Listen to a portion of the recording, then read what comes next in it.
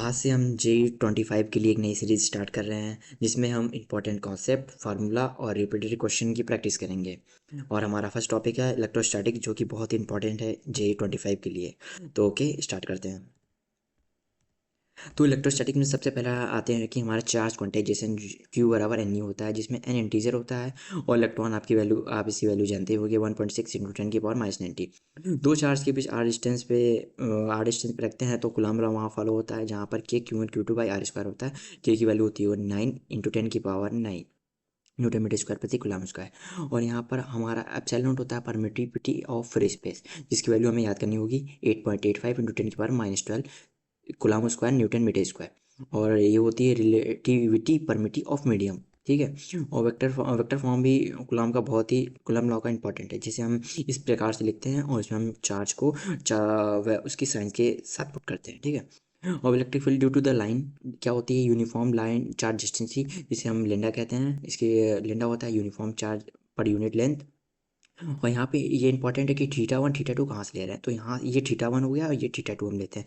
यहाँ पर दो प्रकार की फील्ड होती है फाइनाइट लेंथ में, परपेंडिकुलर और पैरेलल। परपेंडिकुलर का फॉर्मूला होता है k λ/d sin θ1 sin θ2 और k λ/d cos θ2 minus cos θ1, ये हमारा पैरेलल के लिए होता है। और सेमी इनफाइनाइट के लिए हमारा थीटा 1 जो हो जाएगा इन्फाइनाइट पे मिलेगा, मीन्स 90 पे मिलेगा तो 90, और θ2 की वैल्यू हम पुट कर देंगे और इस फार्मूले पर रख के हम सेमी इन्फाइनाइट के लिए भी फाउंड कर सकते हैं। और इन्फाइनाइट के लिए हमें तो पता ही होना चाहिए, फार्मूला ये याद होना चाहिए। इन्फाइनाइट के लिए दोनों तरफ इन्फाइनाइट से मिलेगा, यानी दोनों तरफ 90 से मिलेगा, और इसका फार्मूला पुट करने पर 2k λ/d आ जाएगा। और ये फार्मूला के की वैल्यू पुट करने पर 1/4πε0 पुट करने पर ये आ जाती है।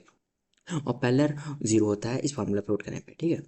और इलेक्ट्रिक फील्ड कैसे वैरी होती है हमें पता होना चाहिए। इलेक्ट्रिक फील्ड प्लस चार्ज से दूर होती है, माइनस चार्ज की तरफ होती है, और प्लस चार्ज माइनस चार्ज साथ में रखने पे तो प्लस से दूर माइनस की तरफ होती है। ठीक है। और प्लस चार्ज दोनों पे रखते हैं तो दोनों आपस में रिपेल करके दूर दूर जाते हैं। ठीक है।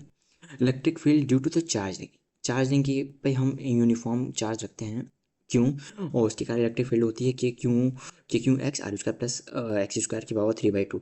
और जब इसमें हम एक्स के रिस्पेक्ट में डिफ्रेंशिएशन करते हैं तो हमें मैक्सिमम और मिनिमम का पॉइंट मिलता है, जो कि होता है r/√2। ठीक है। और एट एक्स बराबर जीरो यानी सेंटर के पॉइंट पे हमें इलेक्ट्रिक फील्ड जीरो होती है, क्योंकि यहाँ पे एक्स की वैल्यू जीरो हो जाएगी। और ये मैक्सिमम और मिनिमम कैसे वेरी करता है, ये ग्राफ आपको पता होना चाहिए। Electric field due to the charge disc के कारण इलेक्ट्रिक फील्ड होती है। ये इतना नहीं है जे के लिए इंपॉर्टेंट, बट अगर हमारा डिस्क बहुत ही बड़ा हो तो एक्स की बहुत ही छोटा हो जाएगा आर के रिस्पेक्ट में, तो हमारा फार्मूला ई बराबर σ/2ε0, जो कि बहुत इंपॉर्टेंट है हमारे लिए। ठीक है, याद करिए, आप याद करना होगा आपको। Electric field due to the charge पर हमारे पास दो होते हैं, कंडक्टर और नॉन कंडक्टर। कंडक्टर पे कोई भी चार्ज देते हैं तो उसके सरफेस पे जाता है, और नॉन कंडक्टर में उसके अंदर आ जाता है।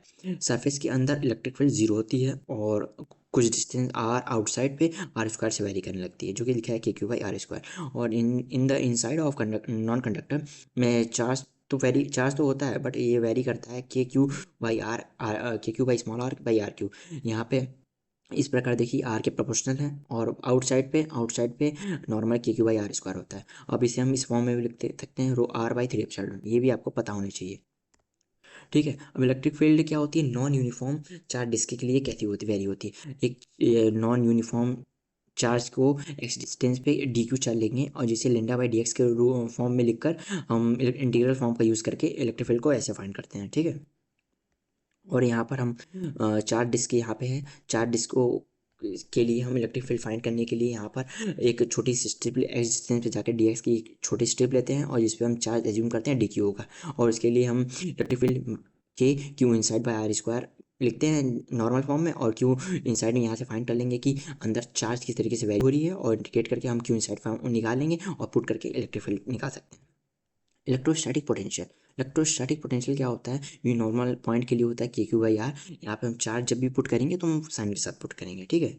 और रिंग के लिए क्या होता है, और रिंग के लिए होता है एक्स डिस्टेंस पे जहाँ पर वी बराबर k/q x² + r²।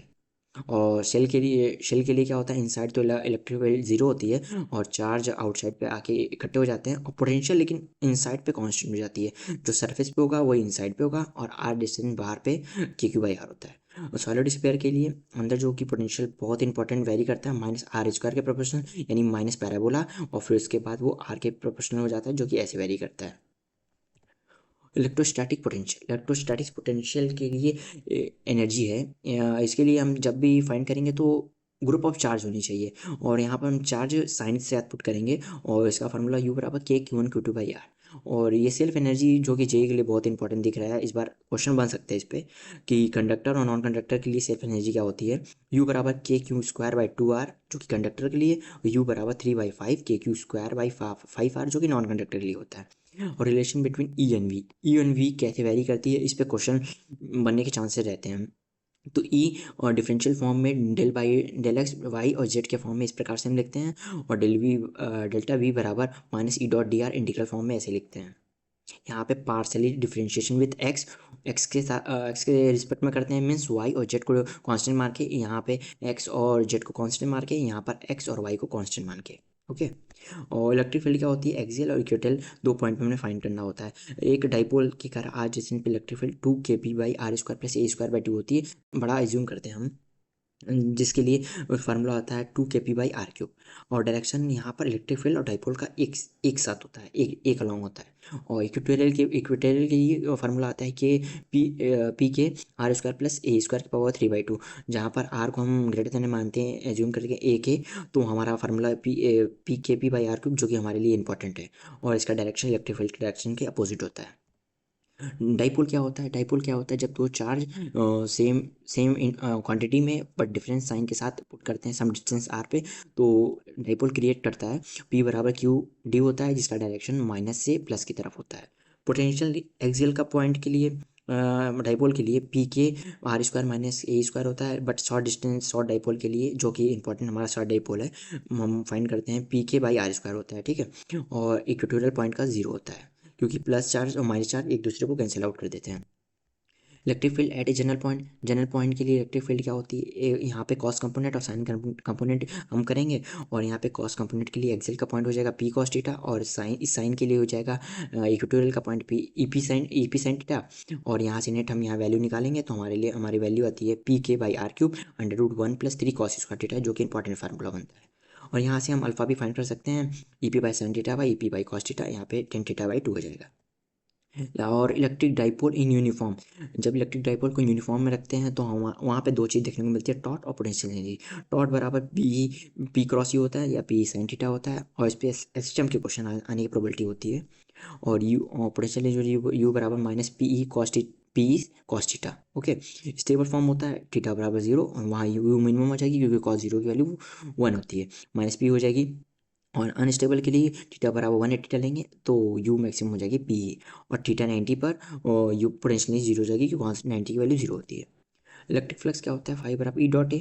ओके। यहाँ पे गॉस लॉ होता है E.dA बराबर Q inside by epsilon not. Q inside वही होता है कि जो हम इनसाइड के चार्ज को खाली हम लेते हैं और विथ चार्ज लेते हैं। और हमारा गॉस लॉ के अंदर एक सॉलिड एंगल भी इंपॉर्टेंट होता है, इस पे क्वेश्चन बनने की प्रोबेबिलिटी होती है। तो फाई बराबर ओम के रूप से इसको रिप्रेजेंट करते हैं, बराबर होता है 2π1 - cos अल्फा। ठीक है।